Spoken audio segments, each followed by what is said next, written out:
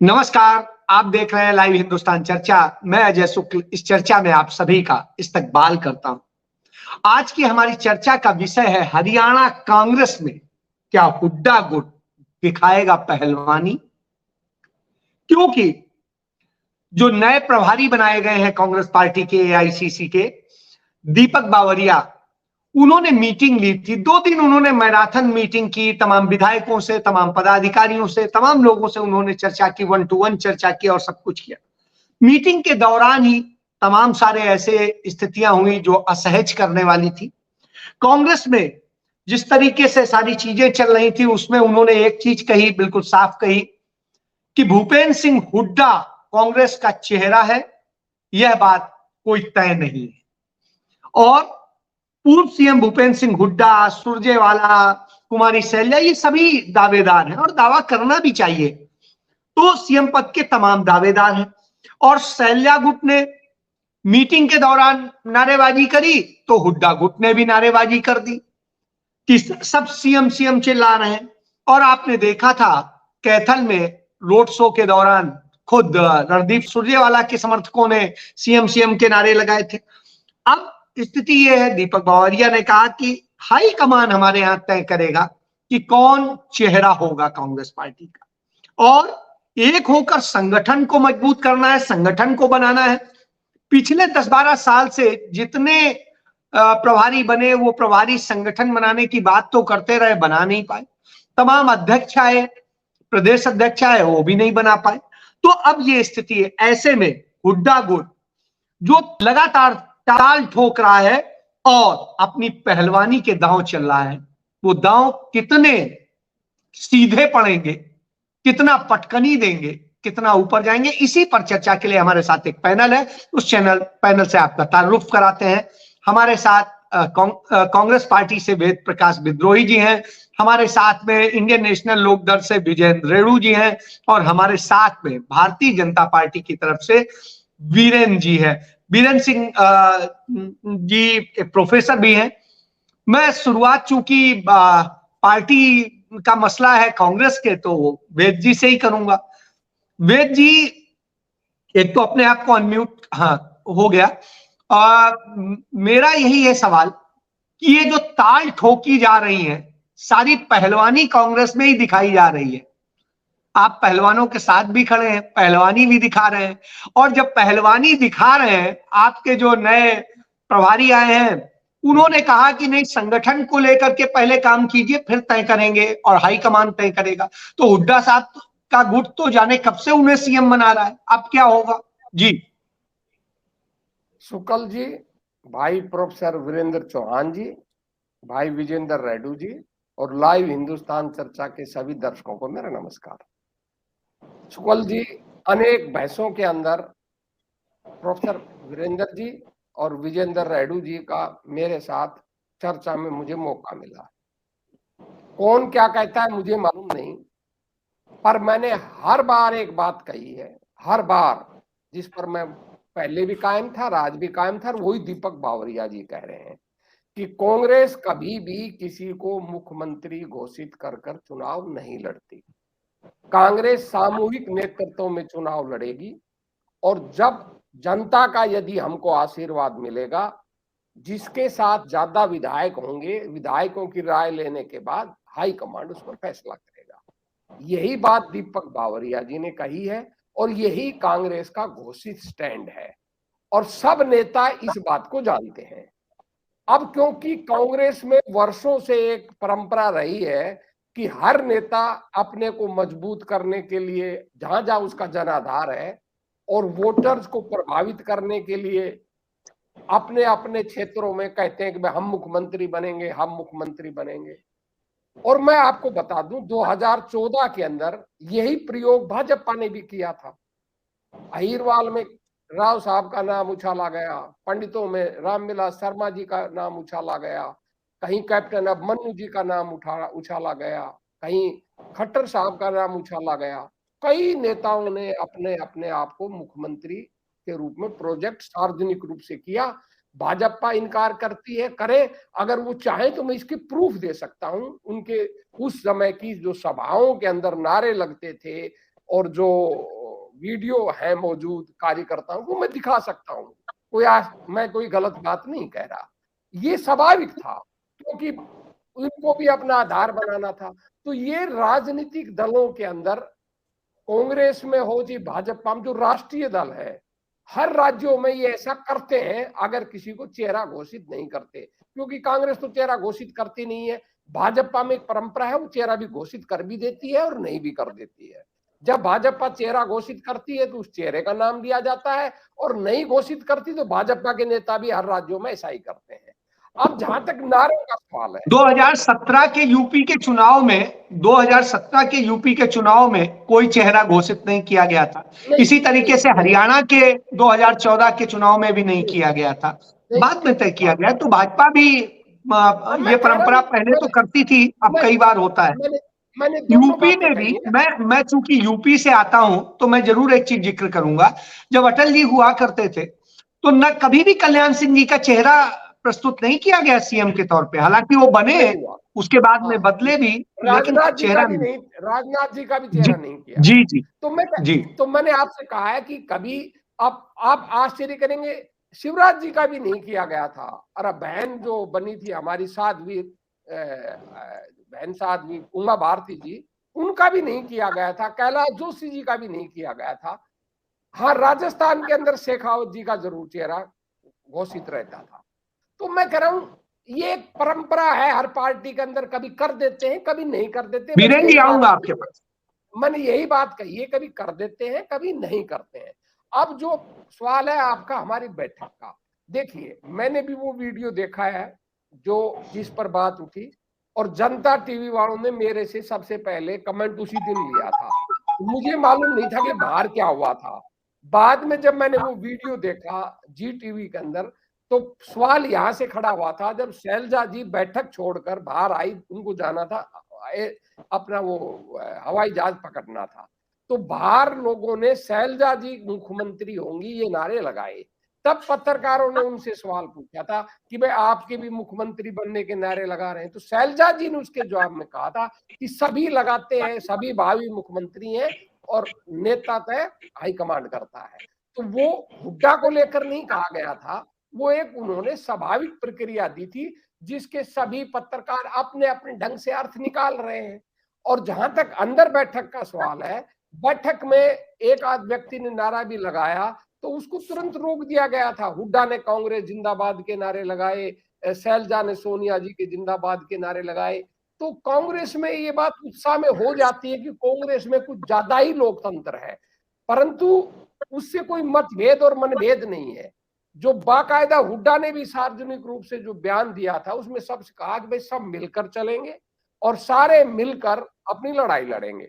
अब स्वाभाविक है कि आज की जो स्थिति है कांग्रेस की, हमारे पास 30 एमएलए है जिसमें 24 एमएलए हुड्डा को पसंद करते हैं, तो ज्यादातर जो जिसको पसंद करता है उसका नाम ले देता है। ये हर प्रांतों में होता है। भाजपा राज्य भी मैं बता दूंगा दुनिया भर के जाऊं। चलिए तो वेद जी इस पे और राय लेता हूं, फिर दोबारा आता हूं आपके पास। वीरेंद्र जी आप कुछ एक तो कहना चाह रहे थे, नंबर 1। नंबर 2 ये कि जिस तरीके से कांग्रेस में इस चीज को लेके जिस तरीके से शोर मच रहा है, सब लड़ रहे हैं, गलाकाट कंपटीशन है और सब अपने अपने दांव आजमा रहे हैं, पहलवानी दिखा रहे हैं, तो इस पहलवानी में इस पहलवानों के राज्य में जी कौन सी कुश्ती हो? जी वीरेंद्र जी बोले। जब वेद जी ये कहते हैं कि कांग्रेस में घना ही लोकतंत्र है, ज्यादा ही लोकतंत्र है, तो मुझे समझ नहीं आता कि वो कांग्रेस पे तंज कस रहे होते हैं या फिर एक ऐसे सत्य को छिपाने की कोशिश कर रहे होते हैं जो अंधे को भी दिखाई देता है, जन जन जानता है। कांग्रेस देश की सबसे पुरानी पार्टी है, सबसे ज्यादा समय सत्ता में रही है, लेकिन कांग्रेस एक ऐसी पार्टी है जिसमें इसके जन्म से लेकर, एक अंग्रेज ने इसको बनाया था, वहां से लेकर आज तक कांग्रेस में प्रजातंत्र नाम की कोई चीज नहीं रही। आज की कांग्रेस, पुराने पे मैं नहीं जाऊंगा, वेद जी को बुरा लग सकता है, आज की कांग्रेस भी किसी मायने में डेमोक्रेटिक या प्रजातांत्रिक कांग्रेस नहीं है। आज की कांग्रेस भी एक परिवार के इर्द गिर्द घूमने वाली, परिक्रमा करने वाली कांग्रेस है और इतना लोकतंत्र है कांग्रेस में। आज तो 26 जून है। वेद प्रकाश जी हो सकता है 75 में कहाँ थे मुझे नहीं मालूम, लेकिन आज वो दिन है जिस दिन इसी कांग्रेस ने, जिसमें ये कह रहे हैं कि घना लोकतंत्र है, इसी कांग्रेस की नेता, देश की तत्कालीन प्रधानमंत्री ने देश में आपातकाल जैसा घोर गैर प्रजातांत्रिक काम किया था। तो ये नहीं कहना चाहिए कि कांग्रेस में घना लोकतंत्र है। हाँ, कांग्रेस में घना अंधेरा है लोकतंत्र के नाम पर। दूसरी बात, किसको घोषित कौन नेता होगा कौन नहीं होगा, इस पर हमें कोई कांग्रेस से विवाद नहीं करना।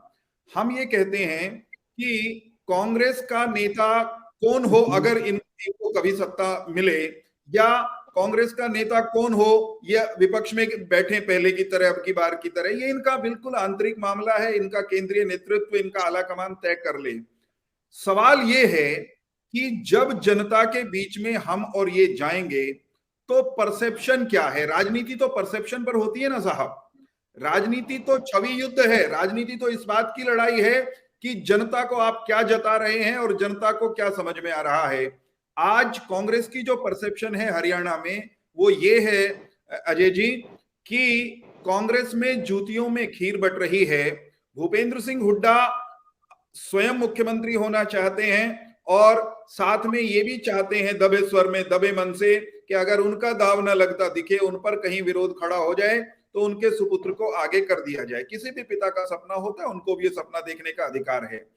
दूसरी तरफ जो दूसरे नेता हैं कांग्रेस के, चाहे कुमारी शैलजा हो, चाहे किरण चौधरी हो, चाहे रणदीप सिंह सुरजेवाला हो, वे किसी भी कीमत पर कांग्रेस को भूपेंद्र सिंह हुड्डा के चंगुल से हरियाणा में छुड़ाना चाहते हैं और वे सुनिश्चित करना चाहते हैं कि कांग्रेस के ऊपर से भूपेंद्र सिंह हुड्डा का शिकंजा, जो कि आज की तारीख में, कुछ दिन पहले तक तो और ज्यादा दिख रहा था कि कड़ा है, जकड़ में है उनकी कांग्रेस, वो जो चाहते हैं करा लेते हैं, वो जिसको चाहते हैं प्रधान बनवा लेते हैं, प्रधानमंडल में शामिल करा लेते हैं। ये शिकंजा टूटे, इसके लिए कांग्रेस की सेंट्रल लीडरशिप में जिसका जितना दखल है, चाहे वो रणदीप जी हो या कुमारी शैलजा हो, ये पूरी ताकत लगाए हुए हैं कि वो शिकंजा, वो जकड़न, वो टूट जाए। और इस प्रक्रिया में हमने, आपने, हरियाणा के लोगों ने देखा है कि कांग्रेस के ये नेता जो हरियाणा की जनता को कह रहे हैं कि हमें सत्ता में ले आओ, ये एक दूसरे को धकियाने में ही लगे हुए हैं पिछले कई वर्षों से। इसका सबसे बड़ा प्रमाण ये है, और सारी चीजें छोड़ दीजिए, कि कांग्रेस पार्टी, हमारे मित्र वेद प्रकाश जी की पार्टी, पिछले 1 दशक से ज्यादा से अपना संगठन हरियाणा में बना नहीं पाई है। कुमारी शैलजा के प्रदेश अध्यक्ष रहते हुए सारा हरियाणा जानता है भूपेंद्र सिंह हुड्डा जी के खेमे ने उन्हें संगठन बनाने नहीं दिया और दुर्गति करके, उनका गला घोट करके राजनीतिक रूप से उनको अध्यक्ष पद से हटाया। उससे पहले जो तंवर साहब थे, अशोक तंवर, उनके साथ क्या किया भूपेंद्र सिंह हुड्डा के खेमे ने। वो अध्यक्ष थे, सांसद रहे थे, दलित परिवार से आते थे, युवा थे, कहीं ऐसा कोई युवा चेहरा, और वो भी अनुसूचित जाति का, आगे ना बढ़ जाए, वो छा ना जाए। ये हालत पैदा की भूपेंद्र सिंह हुड्डा के खेमे ने कि उनको धकियाया नहीं, लठियाया गया, दिल्ली में पिटवाया गया। और ऐसा रेयरली होता है शुक्ला जी कि जब चुनाव के मुहाने पर खड़ी पार्टी का प्रदेश का अध्यक्ष वो पार्टी छोड़ करके चला जाए। तो ये कांग्रेस की हालत है। कुमारी शैलजा और किरण जी ने, चलिए दोबारा आता हूं बीरेन जी आपके पास। बीरेन जी दोबारा आता हूं, विजयन जी के पास जाऊंगा। विजयन जी के पास जाने के पहले एक चीज मैं क्लियर कर दूं। डॉक्टर बीरेन चौहान बता रहे थे कि एक अंग्रेज ने कांग्रेस स्थापित की थी। इसमें थोड़ा सा संशोधन करने की जरूरत है कि ए.ओ. ह्यूम जो थे वो देश की स्वतंत्रता, स्वशासन और सब चीज की बात करते थे, अंग्रेज होते हुए भी। वो कांग्रेस पार्टी की स्थापना में एक सदस्य थे। दादा भाई नेरोजी थे और दिनसा वाचा थे। तो एक सेकंड वीरेन जी, क्या बात कह लेने दीजिए प्लीज। है तो ये 3 लोग थे, 3 में 2 हिंदुस्तानी थे और एक जो थे ए.ओ. ह्यूम, वो अपने अंग्रेजों के खिलाफ लड़ रहे थे इस बात के लिए कि मौलिक अधिकार और वो अधिकार देने चाहिए। तो इसलिए इस तरह से नहीं देखना चाहिए कि अंग्रेज ने या किसी ने, तो ऐसे बहुत सारी चीजें हैं। तो एक बात यह है। दूसरी चीज, लोकतंत्र को लेकर जब बात होती है तो हिंदुस्तान के अंदर इकलौती पार्टी है कांग्रेस पार्टी जिसमें उसके राष्ट्रीय अध्यक्ष का चुना हुआ प्रतिनिधि है, और इसके पहले भी 1 दर्जन बार कांग्रेस पार्टी में अध्यक्ष पद के चुनाव के का इतिहास मौजूद है। इसके बाद में मैं आता हूं विजयन जी के पास, फिर आऊंगा। हाँ जी वीरेंद्र जी बोले। ये कह रहा हूं जी, इस ऐतिहासिक तथ्य को झुठलाया नहीं जा सकता कि कांग्रेस के संस्थापक अध्यक्ष एक अंग्रेज थे, अंग्रेज ब्यूरोक्रेट थे। इसमें कोई विवाद नहीं है। वो अध्यक्ष नहीं थे ना। डॉक्टर वीरेंद्र बिल्कुल क्लियर कर लें, वो अध्यक्ष नहीं थे। डॉक्टर दादा भाई नौरोजी, दादा भाई सुन लीजिए दादा भाई नौरोजी पहले अध्यक्ष थे। दादा भाई नौरोजी एओ ह्यूम नहीं थे। अध्यक्ष नहीं थे। सही कह रहे हैं। क्यों विवाद कर रहे? वो नहीं थे जी। चलिए बीरेन जी, मैं आपकी बारी पे आता हूं, आप अपनी बात क्लियर कीजिएगा। विजयन जी शुरू कीजिए। जी अजय जी, देखिए 1885 में कांग्रेस की स्थापना हुई थी और ए.ओ. ह्यूम ने कांग्रेस की स्थापना की थी। वो अध्यक्ष नहीं बने थे, संस्थापक ए.ओ. ह्यूम ही थे। संस्थापक सदस्य थे। विजयन जी फिर क्लियर कर लीजिए, संस्थापकों में से, जो संस्थापकों में से एक संस्थापक, मैंने संस्थापक ही कहा। ए.ओ. ह्यूम मुख्य संस्थापक थे और 1885 में इसकी स्थापना हुई। इससे आगे बढ़ते हुए मैं ये कहना चाहूंगा कि 1885 से चली आ रही कांग्रेस पार्टी जो सबसे पुरानी कांग्रेस पार्टी है, और आजादी के बाद, आजादी के लिए भी बहुत लड़ी और आजादी के बाद भी बहुत काम किए।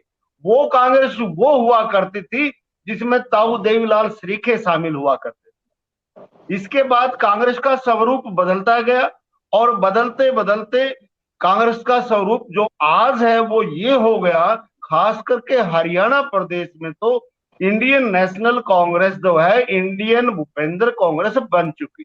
उस कांग्रेस में और उस कांग्रेस में जमीन आसमान का अंतर है। और 2005 से लेकर के 2013 तक की जो कांग्रेस रही वो सबसे भ्रष्ट कांग्रेस रही। इस बात को मेरे ख्याल विद्रोही जी भी स्वीकार करेंगे। जितने घपले, जितने घोटाले 2005 से लेकर के 2014 के 2 टर्म में इन्होंने किए, उन्हीं के परिणाम स्वरूप भारतीय जनता पार्टी पनपी।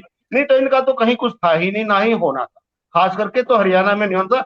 भारतीय जनता पार्टी को पनपने के लिए कांग्रेस ही जिम्मेवार है, और उसी तरह पर आज भारतीय जनता पार्टी चली हुई है जिस तरह पर पहले कांग्रेस चली थी 10 साल के अपने शासन। इन्होंने भ्रष्टाचार में नाम कमाया था, इन्होंने तानाशाही में अपना नाम कमा लिया है। तानाशाही से भी जनता जो है ना तंग आ चुकी है, परेशान हो चुकी है, और इसके साथ साथ भ्रष्टाचार में भी कोई खास कमी वाली बात नहीं है। ये दोनों राष्ट्रीय पार्टियों से आज जहां देश की जनता वहीं प्रदेश की जनता तो बहुत ही ज्यादा तंग आ चुकी है। और एक बात मैं बताना चाहूंगा, देखिए पहले शक्ति सिंह जी थे, उससे पहले और भी थे। शक्ति सिंह की शक्ति नहीं काम कर सकी, अब ये तो बावरिया है। बावरिया हमारे हरियाणा में तो बावड़े को कहते हैं, है ना। तो अब ये तो नाम से ही बावरिया आ गए। भाई ये कितना क्या कर पाएंगे ये मैं नहीं कह सकता, लेकिन लगता नहीं कि ये हरियाणा प्रदेश की कांग्रेस को सुधारने में कामयाब होंगे। जिस प्रकार से इस बावड़े की अध्यक्षता में ये मीटिंग ली गई और इस मीटिंग में ही इतने ज्यादा मतलब विवाद खड़े हुए। एक बात तो इन्होंने की कि सारे नेताओं को एक मंच पर जाए। देखिए एक ये जो बड़ी बात इन्होंने की है कि कांग्रेस भवन में इन्होंने मीटिंग बुलाने का काम किया। पहले भूपेंद्र हुड्डा के आवास पर मीटिंग हुआ करती थी। ये छोटी छोटी बातें भी नहीं समझा करते थे कांग्रेस के नेता लोग। अब वहां बुलाए और किरण चौधरी को न्योता तक नहीं दिया गया। वो तो स्वयं जाकर के अपना निमंत्रण कार्ड बावरजिया जी से दिल्ली में से जाकर के लेकर के आई है कि मैं भी मीटिंग में आना चाहती हूँ जी, मुझे भी कह दो आप तो मैं आ जाऊंगी। तब वो मीटिंग में शामिल हुई है। तो इतने यदि प्रभावशाली होते तो वो फौरन बोलते अध्यक्ष को कि आपने उसको निमंत्रण क्यों नहीं दिया, आपने क्यों नहीं किरण चौधरी को बुलाने के लिए फोन किया। जबकि वो खुद जाकर के लेके आते हैं। तो इनका प्रभाव यहाँ पर दिखाई स्पष्ट दे रहा है। मुझे लगता है इसमें कुछ होना जाना नहीं है, ये भी ऐसे ही चले जाएंगे जैसे शक्ति सिंह जी चले गए, विवेक बंसल जी चले गए, केसी वेणुगोपाल जी चले गए, ऐसे ही इन्होंने भी चला जाना है। न कांग्रेस का संगठन बनेगा, न नौमन तेल होगा और न राधा नाचेगी। चलिए, न नौमन तेल होगा, न राधा नाचेगी। 5 सेकंड और 5 सेकंड जी, मैं ये कहना चाहता हूं, आज जो समय है, इस दौर में क्षेत्रीय पार्टियां ही प्रदेश का भला कर सकती हैं, क्योंकि ये एक तो दिल्ली से चलती है, दूसरी इनको क्षेत्र की चिंता न हो करके ये पूरे देश में उलझी रहती है और उसी के हिसाब से फैसले लेती है। तो जिस प्रकार से इंडियन नेशनल लोकदल पार्टी अपनी परिवर्तन पदयात्रा के माध्यम से लोगों का दिल जीतने का काम कर रही है, तो अब लोगों ने मन बना लिया है कि 2024 में अभय सिंह को हरियाणा प्रदेश का मुख्यमंत्री बनाने का काम करेंगे और इन दोनों पार्टियों को बाहर करने का काम करेंगे। उसका रीजन है, देखिए, भारतीय जनता पार्टी ने 10 साल में अजय जी जो काम किए वो आप सबके सामने है, उसको ज्यादा बार बार दोहरा करके मैं टाइम खराब नहीं करना चाहूंगा। संक्षेप में कहना चाहूंगा, भ्रष्टाचार में नंबर 1, बेरोजगारी में नंबर 1, एसपीआई में नंबर 1, यानी महंगाई में नंबर 1, किसानों को लठ डंडे मारने में नंबर 1 और हर वर्ग को पीटने में नंबर 1। तो जनता यहां से तंग आ चुकी है और 2024 इंडियन नेशनल लोकदल पार्टी का है। जी, चलिए, मैं वेद जी से दोनों लोग का जवाब लेता हूं। डॉक्टर वीरेंद्र ने बहुत सारी बातें कही हैं और विजेंद्र जी ने कही हैं, जो तथ्यात्मक था मैंने बताया। तो ऐसी स्थिति में जो आपकी पार्टी में पहलवानी हो रही है कि हम बड़े, हम ताकतवर, हम इसको ये करेंगे, मुक्केबाजी हो रही है, तो साहब ये मुक्केबाजी और पहलवानी के दांव आप पर कैसे पड़ेंगे, क्या होगा? जी, मैं छोटी छोटी टिप्पणियां 2 करूंगा, उसके बाद आपकी बात का सीधा जवाब दूंगा, ज्यादा टाइम नहीं लगाऊंगा। हमारे साथी रेड्डू साहब ने कहा कि भाई कांग्रेस सबसे भ्रष्ट सरकार रही 2005 से 14 तक। वो सुप्रीम कोर्ट में ही साबित हो गया कि झूठ था। और जिस व्यक्ति ने ये षड्यंत्र रचा था, कैग विनोद राय जी ने, उन्होंने अपनी पुस्तक में भी मान लिया कि प्रेजम्पटिव लॉस जो मैंने दिखाया था वो गलत था, ये परंपरा ही गलत, कोई लॉस हुआ ही नहीं। और कोर्ट ने मान लिया कि वो जो तथाकथित घोटाले बता रहे थे वो गलत थे, ऐसा कोई भी घोटाला हुआ ही नहीं, क्योंकि वो उनका षड्यंत्र था, वो कामयाब हो गया। अब दुर्भाग्य है कि वो अपनी किताब में स्वीकार करने के बाद भी माफी भी मांगने से भाग गए। और एक कैग के चेयरमैन को किस तरह भाजपा ने विभिन्न पोस्टें आज तक दे रखी हैं, सबको पता है, वो भाजपा का षड्यंत्र था। दूसरी बात चौहान साहब ने आपातकाल की कही, मैं आपातकाल की चर्चा नहीं करना चाहता था। चौहान साहब ने तो आपातकाल को ये लड़े भी नहीं होंगे क्योंकि राजनीति में ही नहीं थे, हमने तो लड़ाई लड़ी थी। मैं तो छोटा था, नन्हा सा बच्चा था महाराज, मैं कैसे लड़ता? मैं कुछ कह ही नहीं रहा ना, मैंने कहा कि लड़ने के लिए तैयार हूं कांग्रेस के खिलाफ। नहीं सर, मैंने तो कुछ कहा ही नहीं ना, मैंने इतना कहा कि इन्होंने तो कुछ किया ही नहीं है, मैं उस पर चर्चा ही नहीं कर रहा, मैं तो अपनी बात कह रहा हूं। मैं तो उस समय जयप्रकाश नारायण के छात्र युवा संघर्ष वाहिनी का हरियाणा का प्रधान था, तो मैं ज्यादा नहीं कहना चाहता था, इन्होंने छेड़ दिया। मैं आपको चाहूं तो अभी आरएसएस का माफीनामा दिखा देता हूं। नहीं, मुझे पता है आप लड़े थे। मैं अटल बिहारी वाजपेयी की चिट्ठी दिखा सकता हूं कि किस तरह वो जेल से बाहर निकलने के लिए, पर मैं इन मसलों में जाता नहीं। जेल में डालने वाला माफी मांगती है आज तक। आदि छोड़िए ना, मैं आपके बीच में नहीं बोला। इंदिरा गांधी जी स्वयं मान चुकी कि भाई आपातकाल एक गलत कदम था, कांग्रेस मान चुकी और देश की जनता ने उस बात को स्वीकार कर इंदिरा गांधी को दोबारा 351 सीट दे दी। आपातकाल से हमें सबक सीखना चाहिए। मैं निश्चित रूप से आज भी इस बात का मेरा तो आज भी बयान आ रहा है कि हमें उससे प्रेरणा सबक सीखना चाहिए और ऐसी स्थितियां ना हो। पर आपातकाल से बुरी हालत आज हिंदुस्तान में मोदी जी के कारण, आज संवैधानिक संस्थाएं खतरे में है, संविधान खतरे में है, मानव अधिकार खतरे में है, न्यायालय खतरे में, फिक्स न्याय हो रहे हैं, वो एक अलग बात है, वो आज डिबेट का इशू नहीं है। आपने एक दूसरी बात बड़ी प्रश्न पूछी कि भाई ये पहलवानी दिखाई जा रही, मैं आपसे बड़े स्पष्ट शब्दों में कह रहा हूं, कोई पहलवानी नहीं दिखाई जा रही। देखिए आप एक उदाहरण देखिए, संतरा होता है, वो संतरा जब होता है, आप बाजार में जाते हो, उसे खरीदते हो, वो एकदम इकट्ठा होता है, और जब उसे खोलते हो तो विभिन्न फांके होती हैं। वो स्थिति कांग्रेस की है। जब युद्ध का मैदान होता है तो युद्ध के मैदान में कांग्रेस संतरे की तरह है, विभिन्न फांके होते हुए भी एकजुटता के साथ युद्ध के मैदान में जाती है, और हर चुनाव हमने एक साथ युद्ध के मैदान में हम लड़ते हैं और हम जीतते हैं। आज हरियाणा के अंदर तो हमारे पक्ष में बहुत सकारात्मक माहौल है। मैं दुनिया भर के वीडियो, भाजपा की जो 3-4 रैलियां हुई हैं अभी पिछले दिनों ही, अमित शाह जी से लेकर और कल तक 18 से 25 के बीच में, उनमें जो भाजपा की रैलियों में गए हैं, उसी रैली स्थल के कार्यक्रम में टेंट में कहकर कह रहे हैं लोग कि कांग्रेस आएगी, भाजपा जन विरोधी सरकार, वो आए, रैली में आ रहे हैं, वही कह रहे हैं। तो हरियाणा का जनमानस आज ये कह रहा है कि भाई कांग्रेस आएगी, और दूसरा ये कह रहे हैं कि भाई नहीं, मेरी बात सर एक मिनट, अभी तो मैंने आपका जवाब ही नहीं दिया है। हाँ, नहीं बोलिए। ये दूसरा कह रहे हैं कि भाई सिर्फ फुटबॉल नहीं है। अजी साहब, हमारे क्षेत्र के अंदर अहिरवाल में, जो हरियाणा के अंदर भाजपा के अंदर जो सबसे बड़े जनाधार के नेता हैं, उनकी पुत्री ने सार्वजनिक रूप से कहा है कि भैया मुख्यमंत्री को हटाना है तो ताकत दिखानी होगी।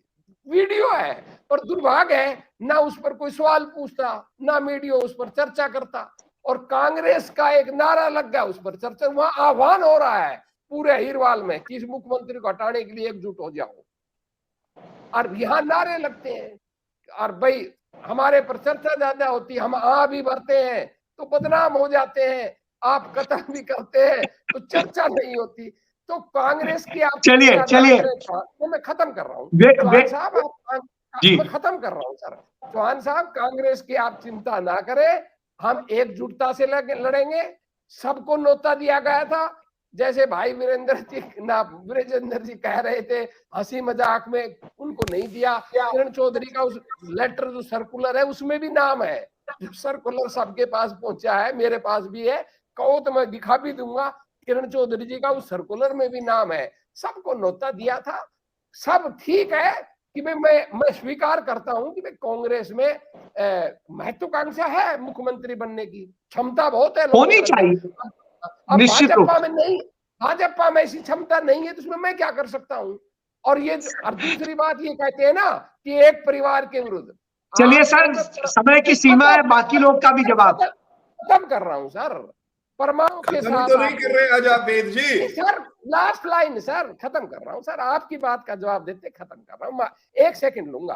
परमाणु के साथ देख लो, कितने 40 वर्षों तक भाजपा अडानी और आडवाणी जी और वाजपेयी के इर्द गिर्द घूमती रही, मोहरे जरूर रहे, 2 लोगों के इर्द गिर्द रही थी, और अब केवल एक मोदी शाह के इर्द गिर्द। आपके यहाँ भी परिवारवाद है, हमारे यहाँ भी है, आपको अलग तरह का है, हमारा अलग तरह का, फर्क इतना ही है। चलिए डॉक्टर वीरेंद्र, जिस तरीके के सारी बातें सामने आई, इनेलो कह रही है कि साहब अब क्षेत्रीय दलों की ही यहाँ सिर्फ स्पेस है राज्यों में, राष्ट्रीय दल तो बेकार है इस मामले में। दूसरी चीज वेद जी जो कह रहे हैं आपने सुनाई, तो इन सब पे आपका फाइनल कमेंट क्या है? जी वीरेंद्र जी। देखिए शुक्ल जी, जहां तक हरियाणा की बात है उसमें शीशे की तरह कुछ जमीनी स्थितियां साफ हैं। कांग्रेस पार्टी और उसके नेता, चाहे वो भूपेंद्र सिंह हुड्डा हो, चाहे कुमारी शैलजा हो, चाहे किरण जी हो, चाहे रणदीप जी हो, ये सब एक दूसरे को निपटाने में, एक दूसरे को धकियाने में व्यस्त हैं। आगे आगे ये और इस काम को तेज गति से करने वाले हैं। मैं इनको शुभकामनाएं देता हूं, ये अपने अपने मिशन में लगे रहें। ये जब ऐसा करेंगे तो निश्चित तौर पर हमको लाभ होने वाला है।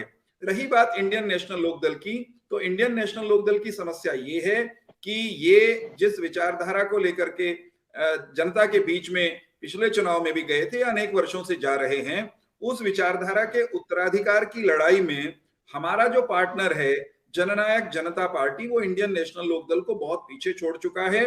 चौधरी देवीलाल की विरासत के ये दावेदार हैं, दोनों एक ही परिवार के 2 हिस्से, उसमें से स्वाभाविक उत्तराधिकारी के रूप में जेजेपी उभर करके सामने आई है। उसके कारण से इंडियन नेशनल लोकदल धरातल पर कहीं नहीं है। हाँ, कामना करना सत्ता में आने की इनका भी अधिकार है, मैं इनको शुभकामनाएं देता हूं, परंतु जमीनी हकीकत ये है कि भारतीय जनता पार्टी ने जिस तरह पिछले 8.5-9 सालों में हरियाणा में काम किए हैं, जनता के सब वर्गों को लाभ पहुंचाने की कोशिश की है, सबके कल्याण का प्रयास किया है, जाति, जिला और क्षेत्रवाद से ऊपर उठकर नोटों के झोले खूंटी पर टांग कर या उनको धकिया कर हमने मेरिट के आधार पर जिस तरह नौकरियां दी हैं, नियुक्तियां दी हैं, हमने जिस तरह गरीब कल्याण के काम किए हैं, 1.25 करोड़ हरियाणवियों को हम स्वास्थ्य बीमा सुरक्षा दे पाए हैं, इस तरह के अनेक जो काम हमने किए हैं, उसके कारण सब वर्गों के लोग भारतीय जनता पार्टी के साथ आने वाले हैं। एक बात, अंतिम बात ये कि कांग्रेस की स्थापना से लेकर, A.O. ह्यूम से लेकर और आज तक कांग्रेस के भीतर भारत तत्व, भारतीयता तत्व वो संदिग्ध सा रहा है, कमजोर रहा है। कांग्रेस पार्टी आज भी कंफ्यूज है। अभी बीरेन जी 1924 तक डॉक्टर हेडगेवार भी कांग्रेस में ही थे।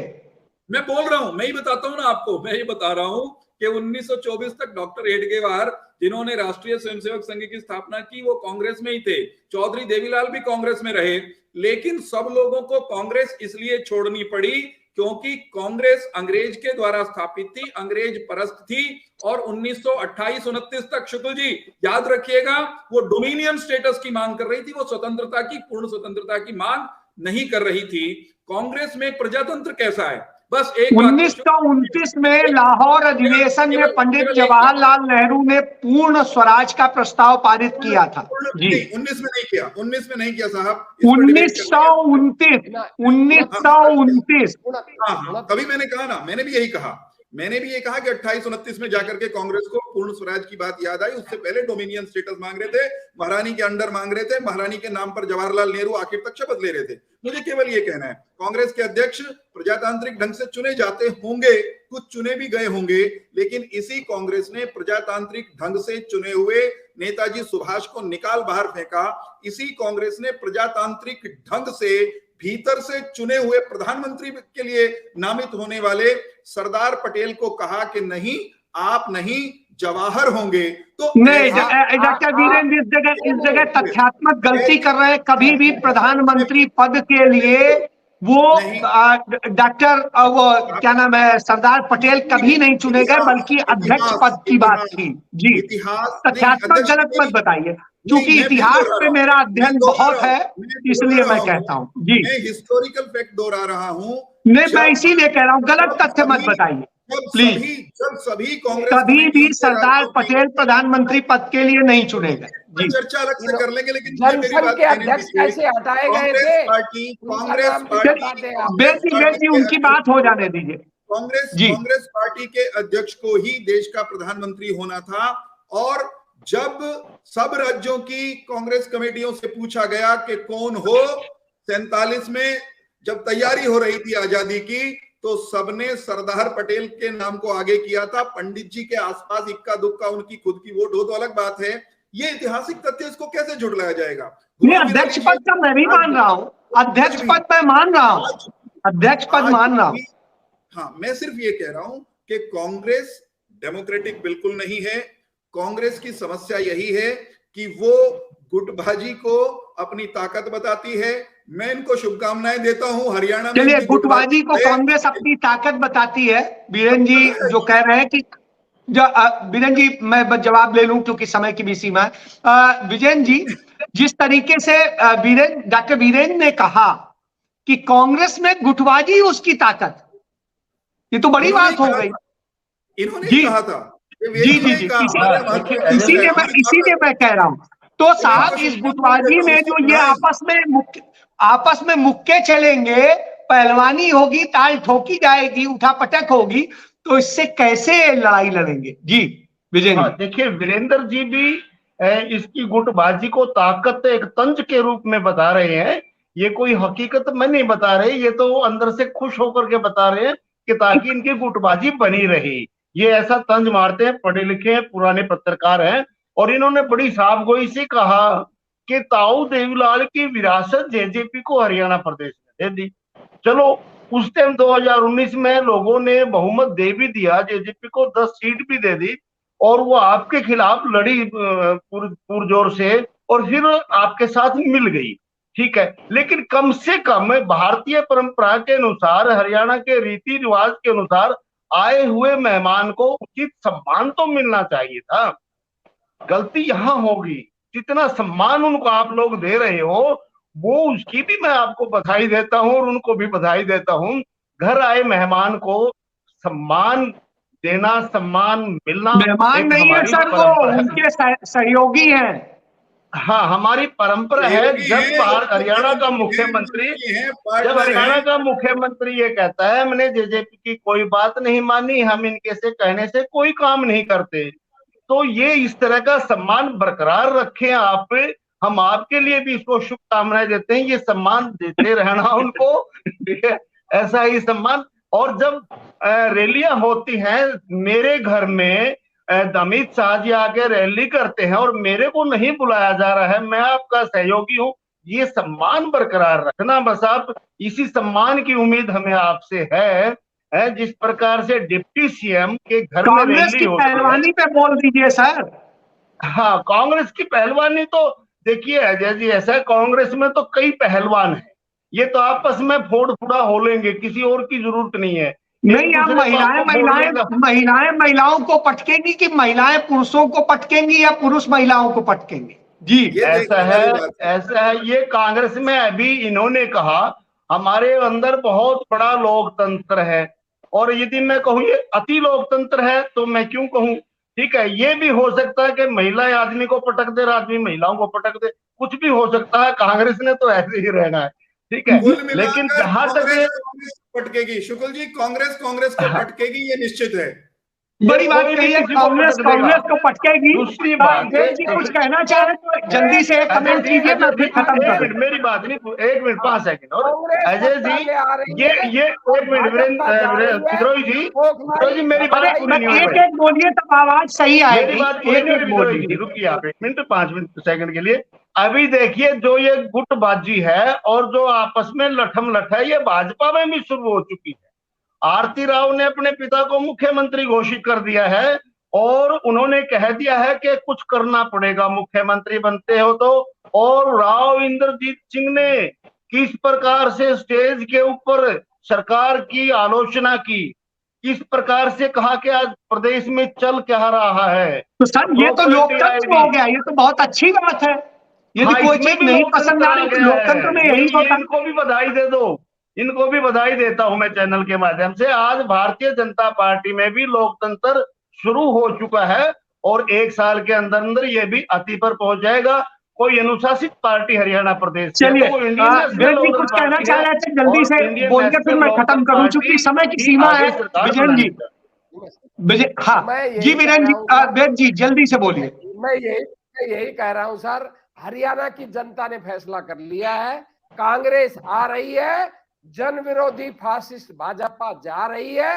केवल ये 1 साल और उछल ले, उसके बाद इनको चलिए तो हरियाणा में पहलवानी चल रही है, कौन उछलेगा, कौन ताल ठोकेगा, कौन किसको पटकेगा। बीरेन जी ने कहा कांग्रेस को पटक रही है, वो कह रहे हैं कि 1 साल के भीतर भाजपा को पूरी तरह से पस्त कर देंगे। उधर वो इनेलो कह रही है कि साहब कोई नहीं, हम ही हैं, क्योंकि हम ही इसके असली स्टेक होल्डर हैं। तो इस तरह की स्थिति, तो पहलवानी तो हरियाणा में शुरू हो चुकी है, ये सियासी पहलवानी है और दूसरी तरफ भी पहलवान लड़ रहे हैं, तो ये पहलवानी यहां जारी रहेगी। इसके साथ चर्चा समाप्त करता हूं, फिर मिलेंगे, तब तक के लिए धन्यवाद, जय हिंद।